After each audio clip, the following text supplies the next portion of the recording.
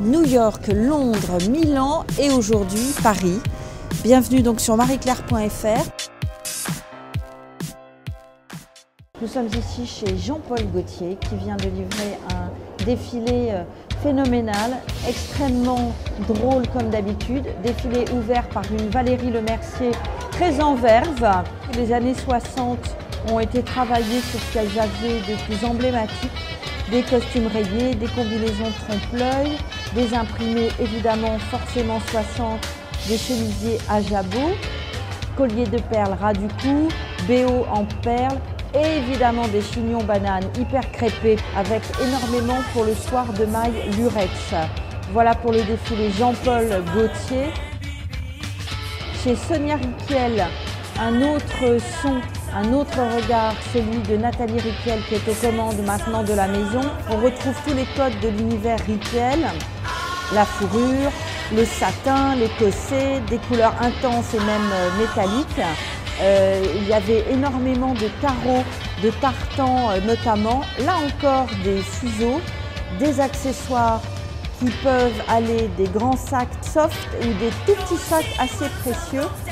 Nathalie disait également qu'elle avait sur certains passages fait un clin d'œil assez déjanté à la reine d'Angleterre. Bref, un défilé beaucoup plus libre et libéré cette fois-ci.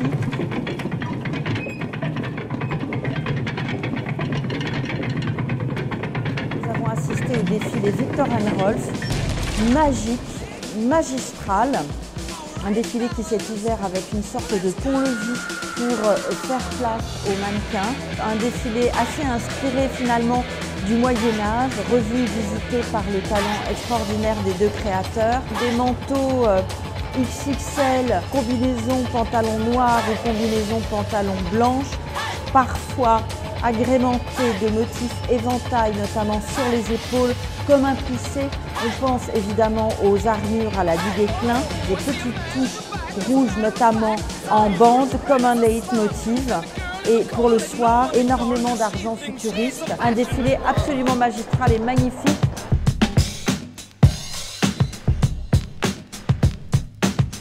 Le credo de Phoebe Philo, c'est la pureté, la sobriété et encore une fois, elle nous a régalé avec un défilé aux lignes extrêmement pures. On aime l'austérité des manteaux un peu militaires. Le travail est assez exceptionnel, y compris quand elle travaille la robe à fourrure noire. On notera aussi sur la fin des défilés tous les ensembles à impression de bois qui nous rappellent l'invitation de Phoebe Philo parce que le carton reprenait exactement le motif de cette imprimée-là. On note aussi des sacs Toubib qui se portent à la main et on notera également un passage en ensemble pantalon rose poudré qui donne un souffle de fraîcheur, un défilé très juste mais très rigoureux et un tout petit peu austère, mais c'est sa marque de fabrique et on aime ça. Tous les codes d'Hermès sont retravaillés par Christophe Lemaire. On va des grands burnous blancs aux mailles mélangés avec du cuir fauve. Les plaids deviennent vestes. On a évidemment pour Hermès un passage plus masculin et plus minimaliste. On voit passer des tenues vert sapin assez extraordinaires, notamment un manteau et des bottes. On passe du blanc au fauve, aux imprimés graphiques, aux couleurs de taupe à l'orange au soleil couchant. Un défilé finalement très Hermès, mais un Hermès revisité avec énormément de modernité par Christophe Lemaire. Chez Kenzo, il a fallu terminer en beauté avec une ambiance de fête mexicaine.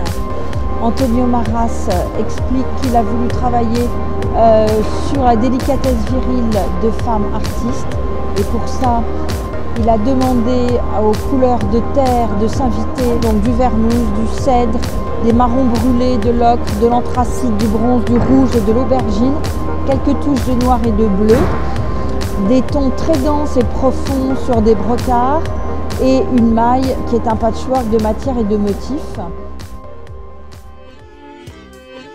La suite de ces défilés demain sur marieclaire.fr. Merci.